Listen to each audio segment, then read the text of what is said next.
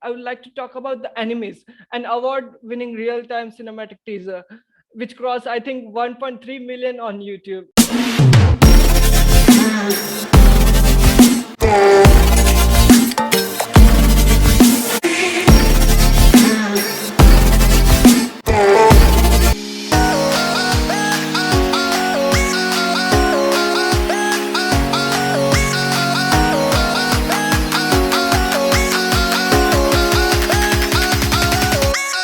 So, hey, I'm Jinesh Raikangor. Welcome to my podcast. I started this because from childhood we are asked what's next? What's the plan? What will you do in future? Well, I don't know. I'm still figuring out. I have big dreams, but I don't know how to achieve that. There are a lot of people just like me who wants to make big in the world, but don't know what's next. So in this podcast here we get entrepreneur, artists, developers, content creators, everyone who has made big in life. So our today's guest is someone who is pure hustler, an entrepreneur and creator of the game character Agent 47. So most of you would have already guessed. He's a producer for the Hitman series and Glacier 2 game engine. Worked at award-winning AAA studios. He's none other than Ulas Karademir. Hello, Hello. Ulas. Hey, Jinesh, how are you? Fine. How are you, sir?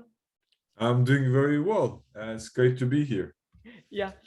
So you'll ask my first question to you is as one of the leaders of the gaming industry, and there are a lot of questions I would like to ask, but I thought I would begin with the quite broad one. How are you feeling about the games market at the moment? I am quite positive. I mean, it's continuously developing, it's expanding, it's new opportunities coming, more players are joining into the ecosystem, so it's going really, really good. I'm quite happy. That's really nice. So my second question is people mostly consider Unity as a toolkit for game developers, but with all the recent advancements, I think software is ready to step into other fields like filmmaking and metaverse. What's your opinion on this? Yeah, I mean, if you think about it, there is a continuous journey around storytelling as we humans start storytelling from gathering around the fire and tell each other stories, and then they build to the and people start writing books and people start making movies, and so games is another type of entertainment, so it goes to beyond the imagination of the people, and like so just a general it's a transformation about how we tell stories, and games are often entertaining, and it's also not passive, it's interactive, so you can be part of the story. And as we go and we develop things, we realize that the tools that we build can be used by other sectors and other industries like movie production, and also metaverse, digital twins, because it actually helps them to iterate faster, to tell their stories, and being able to express people what their imagination is. So I see there's a very natural way of the technology going forward. Yes, yes, that's really nice. And my third question is I would like to talk about the enemies, an award-winning real-time cinematic teaser, which crossed I think 1.3 million on YouTube. Yes, Yeah, yes, probably. yes. So could you tell us about the production? How much time it take to finish the demo? What was the process? How did you combine the different workflows? So the enemies built by our demo team, Yes. based in Stockholm, in Sweden. I was not part of the team that building it, so I don't know the details about it. But I mean, they made a landing page in Unity where they have described uh, almost all the process about, and then they have a talk, I believe, that they did in GDC, that is also available on Unity webpage. So instead of me just going to random details, I think the best way for the audience, if they want to follow up and learn a little bit more, they should just check the page on the internet. So that will be the best resource, because it's quite complicated to build a kind of pipeline. Yeah. So my next question is, could you please talk about some of the most important technological advancement in the digital human curation as Unity acquired Avata and Ziva Dynamics. Yeah, I mean, Unity has become a very big company, and we have more than 7,000 people now. So I've been in Unity for 7 years, and so it's like if you ask someone in Microsoft, what do they do? Microsoft different departments, if you ask someone in Google, what any team anybody does. So not everybody knows about everyone. I know a little bit about what Ziva Dynamics and what the people trying to do, but I think this will be not a good question for me to answer because I mainly work on the game business. My focus area is games. Of course, I can talk about it, but that will be not my expertise. Okay, sure, sir. And we are moving to the surprise I have for you. So it's a video game trivia. So, Okay. So I will be asking questions. You have to answer quickly. Okay. Okay. So Yes. are you ready? Yes, I'm ready. Yeah. So my first question is, in the original arcade version of Donkey Kong, what was the name of the character that would later be known as Mario? The Italian plumber. I don't know. It's Jumpman. The jumping. Yeah, that's true. Yes, yes. So my second question is, what is the best-selling video game all the time?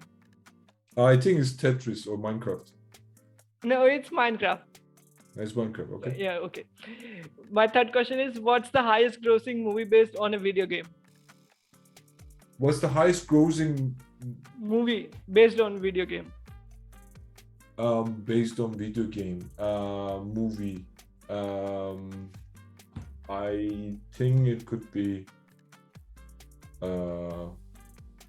don't know actually. I'm sorry, I don't know. It's Detective Pikachu. Pikachu, okay. Detective, yeah.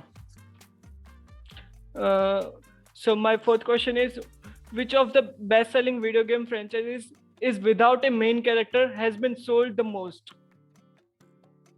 Without the main character has been sold the most. Yes.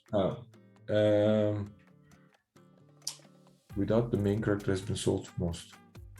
I don't know. It's Tetris. It's Tetris. Yeah, oh yeah, of course. Yeah. So my last question is, which video game shattered the record for most sales in 24 hours, making over $800 million? Pokemon Go. No, it's GTA 5. GTA 5, yeah. Here, moving ahead with the last section, it's called Game Day Wants to Ask Ulas. So I will ask you a couple of questions that I have gathered from the curious game days around the world. Okay. Yeah. Hit me. Yeah, okay. So are you ready, Ulas? Yes. Let's go then. So my first question is, this question is from Dustin Top. He is a game developer and he wants to ask, how would you respond to developers that are concerned that dots will replace mono behavior and that they will need to relearn the Unity? Dots is it's the data-oriented technology is not a new thing. It has been in many years. Unity solving dots is a new thing. We started in 2018 in Copenhagen. I started the teams in Copenhagen. So what we thought was that it's an alternative for people to actually learn as they need certain things going to development. So it's not like let's just replace everything with the mono behavior or the object-oriented dots. Do we need use cases that need dots? Then you should just pick up dots and use it as the burst compiler, entity system, and the multi-threaded programming. Yes. So, but instead of just saying that this is a one more tool that Unity provides, they should just think this is one more thing. If they have a problem, they should just use that. Yep. So second question is from Venkatesh Muskam. He is a video game programmer and asked how Unity going to shape the world in coming 10 or 20 years. Can you repeat that again? Yeah, sure. How Unity going to shape the world in the coming 10 or 20 years? I think we're gonna shape the world very different. Like we will help the people to create you said shape, right? Did I understand rightly? Yeah. Yes, yes. How Unity will change the world in the coming years? How are they gonna Unity change the world? I think it's gonna change significantly because I think many more people are spending more time on internet and on digital experiences. So for maybe it could be difficult for certain age people, older people to understand why people are spending so much time in front of computer, but is so I will give an example from it's going to be a philosophical example, but experience is experience, right? If you eat an apple and if you think about eating an apple, and then you will get some nutritions, but the experience of thinking about eating an apple is it true, or is it just it is something, right? It's an experience. You imagine somewhere, you calm yourself, you do maybe meditation, you experience something. So the experience is reality. And if you are playing a game, and if you're playing a game that is scary, you experience fear, and you experience passion, you experience different things. So if someone comes and says that your experiences are not real, so apologies. No See, I put my phone to remember that I'm going to talk to you. So now it's ringing. No worries. No problem. So it is. So if we think about the to the future, and I think we're going to help people to experience even more. We will create. The world will be many destinations and experiences where people can jump from one thing to another thing very, very quickly and easily, meet with their friends and share playing a game, or share playing listening to a concert, or watching to a football or cricket match. So those experiences will be real for people. And it doesn't need to be that reality not just need to be physical.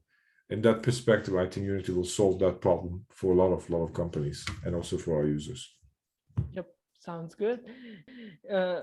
So third question is from Siddharth Bansal, and he is a game designer. He would like to ask that if Unity is considering to starting a funding program similar to other engines. I think we have a funding problem. Mostly we have Unity grants that we help people with. We have a program called Unity for Humanity. If they search in our webpage, Unity for Humanity, they can find that if they have some ideas that can change the world and make it better for other people, Unity has grants for it. Unity normally doesn't grant game studios making games because we just make a business out of it. So it will be a little bit unlogical for us that we're already giving a free engine and then giving money. Yeah, I don't know what is next. Like, we also sell your games, so why not? We'd also make the games for you, so you don't need to do anything. You just think about it and throw us some ideas. I'm just joking. But I don't think we're gonna grant the games, but I think we have a great community that helps each other, and we have an engine that is free for a lot of people to become successful. So that is, I think, it's good for the people. Yeah, it's definitely. Yeah. So my last question is